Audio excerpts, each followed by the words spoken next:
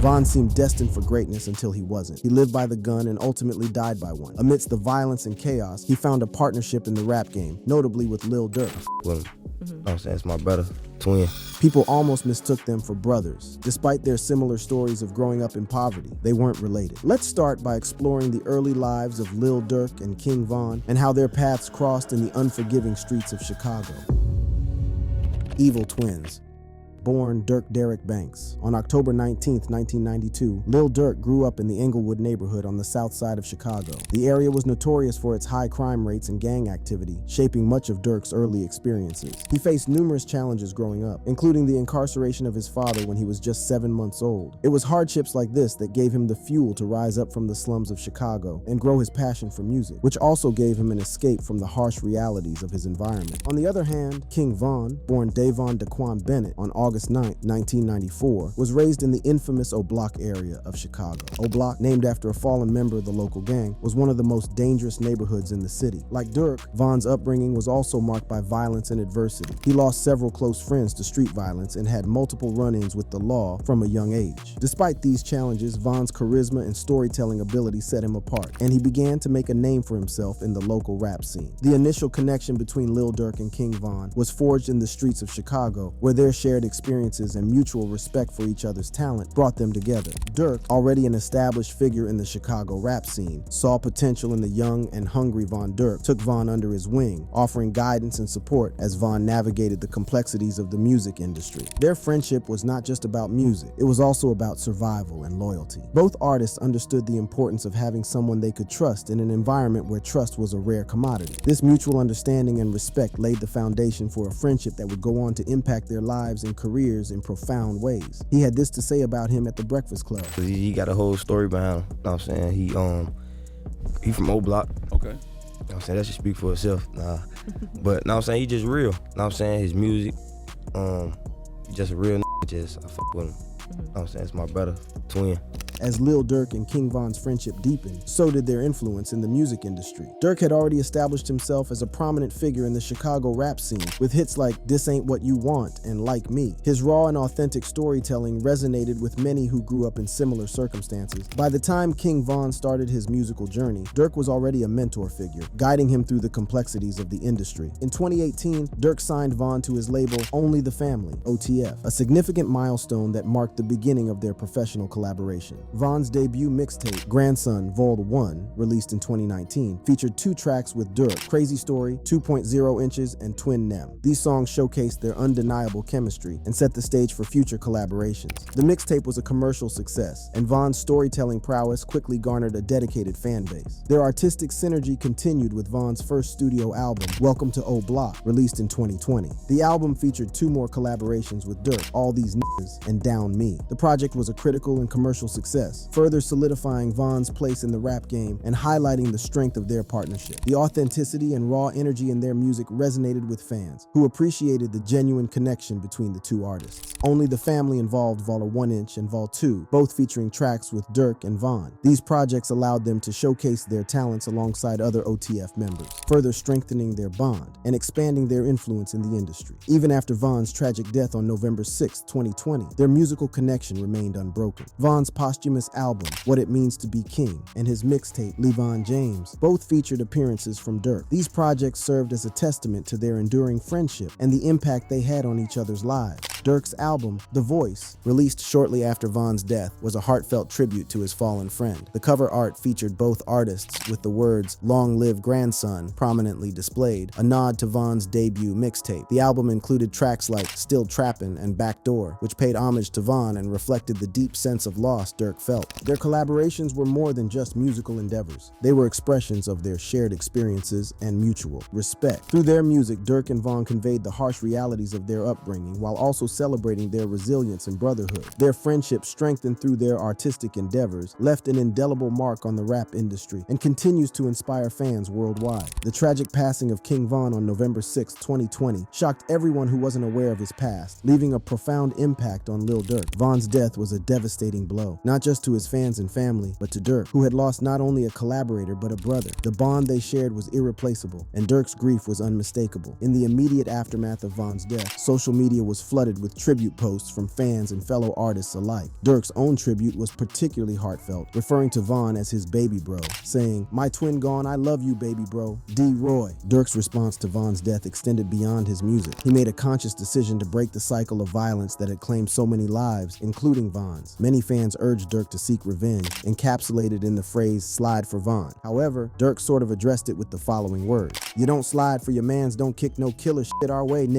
Is FR, the evil side, talk up." The truth is, while much is being said about Lil Durk seeking revenge for Von, it's possible that Von faced the consequences of his own actions. There's substantial evidence suggesting he might have been a serial killer. Whether you call it gangster life or something else, it is what it is. As a teenager, Von found himself drawn into the violent world of gang life. He became a member of the Black Disciples, a gang with deep roots in Chicago's criminal underworld. The allure of power, respect, and protection offered by the gang was too strong to resist. Von quickly rose through the ranks, earning a reputation for his fearlessness and ruthlessness. It wasn't long before his name became synonymous with violence and retribution. One of the earliest incidents that cemented Von's reputation was the killing of King Doc. Doc, a member of a rival gang, was gunned down in a brutal attack that shocked the community. On April 28, 2012, a group of 4 men shot him as he walked into a convenience store. After being shot, Doc stumbled into a patch of tall weeds, where he lay undiscovered for hours before his 16-year-old cousin, Modell McCambry, eventually found him dead. The killing of King Doc was just the beginning. King Von became an active Twitter user starting in June 2012. He frequently tweeted about his street activities, seemingly unconcerned about incriminating himself. Von openly claimed to be drilling in the name of O.D. Perry and compared himself and his best friend, fellow O-Block shooter T-Roy, to Phineas and Ferb. He warned rivals not to disrespect them, boasting about shooting people as if it were nothing. He tweeted about drilling since he was young and even expressed a desire to kill cops. On August 7th, 2012, Von tweeted that homicide is in the air and that it smells like a graveyard. In the early hours of the following morning, August 8th, 2012, a group from O-Block, rumored to include King Von and T-Roy, was out looking for enemies.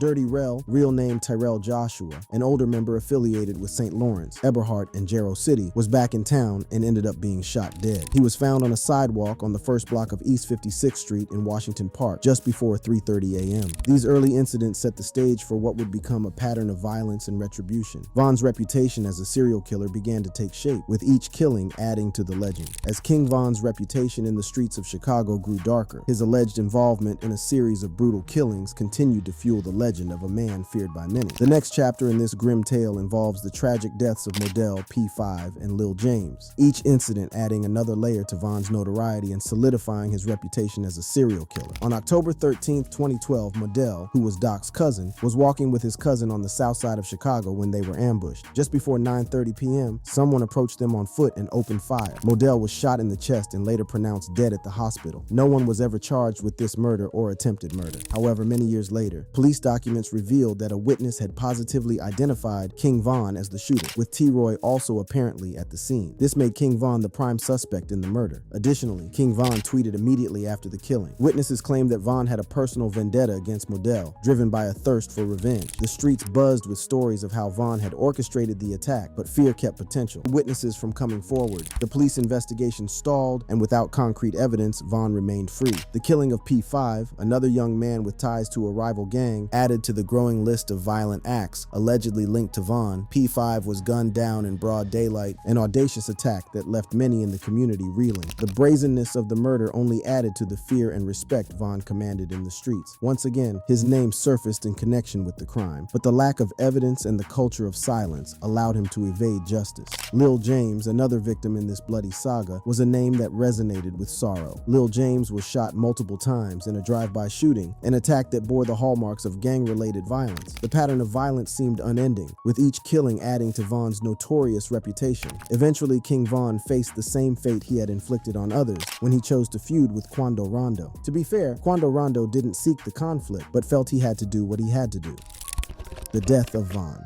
The initial points of tension between King Von and Quando Rondo can be traced back to their affiliations. King Von's close association with Lil Durk and Quando Rondo's ties to NBA Youngboy created an underlying rivalry. The tension between Lil Durk and NBA Youngboy's camps was well known in the industry, and it seemed to spill over to their respective artists. In the months leading up to the fatal shooting, there were several documented instances that hinted at the brewing discord. Social media posts and interviews often showed subtle jabs and indirect comments that fueled speculation about a feud. King Von, known for his outspoken nature, often addressed rumors head-on, denying any real beef but acknowledging the competitive nature of the rap game. Quando Rondo, on the other hand, maintained that he had no personal issues with Von and was focused on his music. Despite their denials, the tension was very clear. The competitive nature of the industry, combined with their affiliations, created an environment ripe for conflict. The stage was set for a confrontation that would ultimately have tragic consequences. The night of November 6, 2020, began like any other for King Von and his crew. They were at the Monaco Hookah Lounge in Atlanta, a popular spot for nightlife. Meanwhile, Quando Rondo and his entourage were also present at the venue. The atmosphere was charged and tensions were high, though no one could have predicted the tragic events that were about to unfold. As the night progressed, an argument broke out between the two groups. Surveillance footage captured the moment when King Von approached Quando Rondo outside the nightclub. Without warning, Von threw the first punch, igniting a violent brawl between the two entourages. The situation quickly spiraled out of control as fists flew and chaos erupted. In the midst of the melee, Timothy Lul Tim Leaks, a close associate of Quando Rondo, allegedly pulled out a gun. Shots rang out and King Von was struck multiple times. The scene was chaotic, with people scattering in all directions as gunfire echoed through the night. Von's crew attempted to rush him to safety, but the damage had already been done. King Von was critically injured and rushed to a nearby hospital. Despite the efforts of medical personnel, he succumbed to his injuries later that night. Timothy Leaks was arrested at the scene and charged with the murder of King Von. He was later released on a $100,000 bond, a decision that sparked outrage among Von's supporters. Quando Rondo, who was present during the altercation, vehemently denied any involvement in the shooting. In subsequent interviews, he claimed that he did not know King Von personally and had never had any issues with him. Quando maintained that he and his crew were merely defending themselves during the altercation. One thing about it, he gonna protect me with anything, which anybody should do. Right. Rumors circulated that Quando Rondo had tried to take King Von's chain after the shooting, allegations that Quando strongly denied. He accused people of spreading false information and clout chasing, insisting that no one would be thinking about taking a chain in the middle of a shootout. I'm not even sure, ma'am. But a chain, ma'am, ma'am, when it comes to jewelry, ma'am, only people with bad intentions who clout chasing and stuff looking to try to take a chain. Right. Ma'am, a $50,000-$60,000 chain, ma'am, like a could go buy that. That's $50,000-$60,000, like that's not nothing. On the other side, Quando Rondo and his camp faced intense scrutiny and backlash. Many fans and fellow artists held Quando responsible for the events that led to King Von's death. Despite the criticism, Quando remained defiant. In an interview with Angela Yee, he reiterated that he had no personal issues with King Von and that he was merely defending himself and his crew during the altercation. He maintained that he did not know Von personally and had never had any words with him. In the weeks following the shooting, Quando Rondo faced significant backlash. Concerts were canceled and he received numerous threats. Despite this, he continued to release music and maintain his innocence. In a controversial move, Quando gifted Timothy Lul Tim Leaks an expensive watch, which many saw as a sign of loyalty and support. This act further fueled the animosity between the two camps. "Me and my twin," wrote Quando Rondo on Instagram stories, accompanying the caption with a photo of two newly purchased watches, one with black details and the other with blue. He tagged Lul Tim's Instagram account, indicating that the second luxury watch was a gift for the man accused of shooting King Von. In the comments, some people noted that Lil Durk and Von's team have not retaliated despite expectations. Others speculated that Quando is pampering Tim because he anticipates a strong response from the other side soon. King Von's numerous beef. The initial spark of tension between King Von and NBA YoungBoy can be traced back to 2019. Rumors began circulating about a possible relationship between King Von and NBA YoungBoy's ex-girlfriend, Johnny Ameshel. This speculation alone was enough to ignite a firestorm of controversy. Fans and media outlets quickly picked up on the story, fueling the flames of a potential feud. The first public sign of animosity came when King Von posted a video on social media seemingly mocking NBA YoungBoy. In the video, Von is seen listening to YoungBoy's music and making sarcastic comments, implying that YoungBoy is not as tough as he portrays himself to be. YoungBoy talking about on this song, bro. What? He talking crazy on this one. Oh, yeah? He ain't even like that. Oh! On his nah. On his Cap. You got Cap, in your rap. This video quickly went viral, and fans of both artists began to take sides, further escalating the tension. NBA YoungBoy did not remain silent. He responded with a series of cryptic posts on social media, hinting he had a bone to pick with Von. The tension between the two rappers continued to build, with both sides exchanging subliminal shots through their music and social media posts. The rivalry was now out in the open, and fans eagerly awaited the next move from both camps. As the beef simmered, King Von was seen hanging out with Jania Meshel, NBA YoungBoy's ex-girlfriend. Photos and videos of the two together surfaced online, adding more fuel to the fire. Fans and media outlets speculated that King Von was deliberately trying to provoke NBA YoungBoy by getting close to Jania. This move was seen as a direct challenge to YoungBoy's pride and reputation. In response, NBA YoungBoy released a song titled Dead Trolls, where he seemingly addressed the situation. In the song, he raps about his willingness to go to war with anyone who disrespects him, and many interpret this as a direct threat to King Von. The lyrics left little to the imagination, with lines like, "I see murder in my eyes, put you ain't saying nothing." King Von, known for his fearless attitude, did not back down. He continued to post videos and messages on social media, taunting NBA YoungBoy and his crew. In one video, Von is seen with his friends, laughing and making jokes about the situation. He even went as far as to challenge YoungBoy to a fight, saying that he was not afraid of him or his threats. As the beef between King Von and NBA YoungBoy continued to escalate, the tension between the two rappers became more palpable. Their rivalry was no longer confined to subtle jabs and cryptic social media posts. It began to spill over into their music, their crews, and their public personas. My wife? You talking about my wife? Inside my house that I paid for? Now her is dead and huh? He said wife.